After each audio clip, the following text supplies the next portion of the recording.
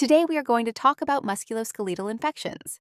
Osteomyelitis and septic arthritis are both serious infections but involve different structures. Osteomyelitis is an infection of bone tissue and marrow that can become chronic and difficult to eradicate. Septic arthritis is an infection inside a closed joint space where bacteria rapidly destroy cartilage. Both require urgent treatment, but they differ in location, progression, and management priorities.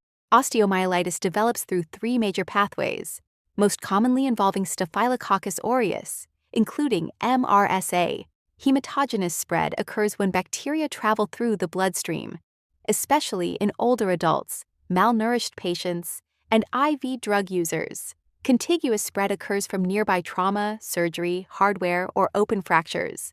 Vascular insufficiency osteomyelitis occurs in patients with diabetes or peripheral vascular disease, where poor blood flow limits immune response and antibiotic delivery, making chronic infection more likely. Osteomyelitis becomes difficult to treat because infection progressively destroys the local blood supply.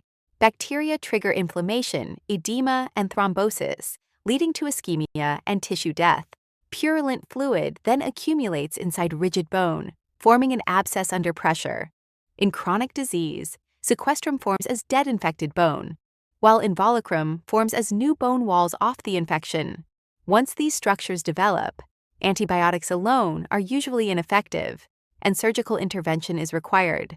Acute osteomyelitis presents with systemic illness including fever, chills, tachycardia, and severe localized pain, swelling, warmth, and tenderness that worsens with movement. Chronic osteomyelitis often has minimal systemic symptoms and instead presents with persistent dull pain, mild swelling, non-healing ulcers, or a draining sinus tract. In diabetic patients, osteomyelitis may present silently, making non-healing foot ulcers or unexplained fractures critical warning signs. Osteomyelitis diagnostics depend on disease stage. Early infection is best detected with MRI or bone scan, because X-rays may show only soft tissue swelling. Labs commonly show leukocytosis and elevated ESR. In chronic disease, X-rays reveal bone necrosis, sequestra, cavities, and periosteal elevation, often with associated anemia. Bone biopsy is the diagnostic gold standard because it identifies the organism and guides antibiotic therapy. Treatment requires prolonged antibiotics, nutritional and hydration support, immobilization, and often surgical debridement or removal of infected bone and hardware. Septic arthritis can enter a joint through the bloodstream, trauma, injections, or surgery. High-risk patients include older adults, diabetics, patients with RA, alcoholism, skin infections, joint replacements, and IV drug users. Staphylococcus aureus is the most common organism overall. Pseudomonas is strongly associated with IV drug use, while gonococcal arthritis is most common in sexually active young adults. Prosthetic joints are especially vulnerable because bacterial biofilm resists immune clearance and antibiotics. Septic arthritis presents as an acutely hot, swollen, and extremely painful joint with severely limited range of motion. Fever, chills, and leukocytosis are common, but may be absent in older adults. The infection is usually monoarticular, most often affecting the knee or hip. Multiple joint involvement suggests severe systemic disease or disseminated gonococcal infection. Diagnosis requires immediate synovial fluid aspiration and culture, even when no external wound is visible. Septic arthritis treatment focuses on rapid cartilage preservation. Broad-spectrum IV antibiotics are started immediately, then adjusted once cultures identify the organism. Repeated joint aspirations remove bacteria and inflammatory debris until the fluid becomes sterile. Surgical drainage through arthroscopy or arthrotomy may be required when aspiration is insufficient. Splinting, analgesics, hydration, nutrition support, and gradual ROM exercises after acute pain subsides are essential parts of recovery. Osteomyelitis and septic arthritis differ in both location and urgency.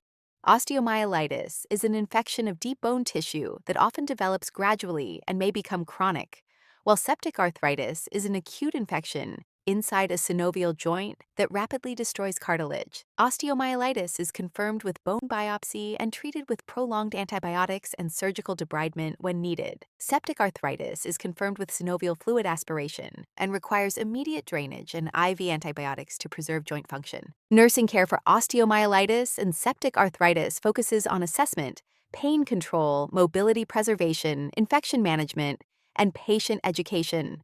Monitor for warmth, swelling, drainage, and worsening pain, especially in patients with prior trauma or orthopedic surgery. Immobilize the infected area while maintaining ROM in unaffected joints to prevent stiffness and deconditioning. Manage IV antibiotics carefully with a septic technique and monitoring for toxicity or superinfection. Because treatment is prolonged and complex, patients and families require detailed education and ongoing support throughout recovery. Discharge teaching for bone and joint infections focuses on preventing recurrence and complications. Patients must complete the full antibiotic course and follow strict home IV care protocols if discharged with a PICC line. Daily skin inspection under splints and adherence to weight-bearing restrictions are essential to prevent breakdown and fracture. Teach patients to report new pain, swelling, fever, or drainage immediately. Clinical prevention also includes delaying elective orthopedic surgery during active infection, using correctly timed prophylactic antibiotics, and removing invasive devices as early as possible to reduce infection risk. Osteomyelitis is a deep bone infection with high risk of chronicity that often requires prolonged antibiotics and surgical debridement for eradication. Septic arthritis is an acute joint emergency that can rapidly destroy cartilage and demands immediate antibiotics and joint drainage. Successful outcomes in both conditions depend on strict infection control, effective pain management, safe mobility support, and comprehensive patient education. Osteomyelitis and septic arthritis are serious musculoskeletal infections that differ in location, progression, and urgency. Osteomyelitis is a deep bone infection commonly caused by Staphylococcus aureus that may progress to chronic disease with sequestrum and involucrum formation, requiring prolonged antibiotics and possible surgical debridement. Septic arthritis is an acute joint infection, usually affecting the knee or hip, that can rapidly destroy cartilage and demands immediate synovial fluid aspiration, IV antibiotics, and joint drainage. Nursing priorities for both conditions include early recognition, strict infection control, pain management, safe immobilization with preservation of surrounding joint mobility, and comprehensive patient education to prevent recurrence and long-term disability.